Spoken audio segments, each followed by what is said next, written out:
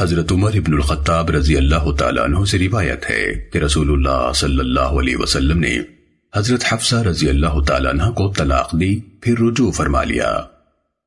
سنن ابن ماجہ حدیث نمبر 2016۔ حضرت عبداللہ بن عمر رضی اللہ تعالیٰ عنہما سے روایت ہے، رسول اللہ صلی اللہ علیہ وسلم نے فرمایا، حلال کاموں میں سے اللہ کو سب سے زیادہ ناپسند کام طلاق ہے۔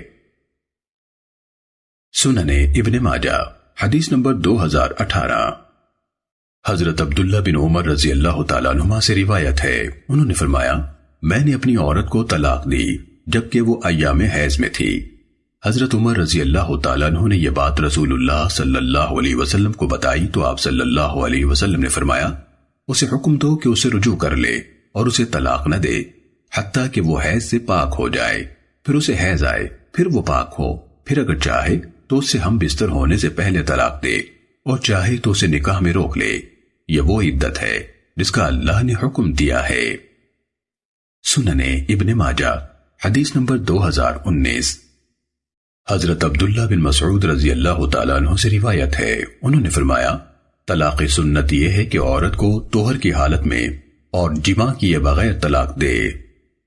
سنن ابن ماجہ حدیث نمبر 2020۔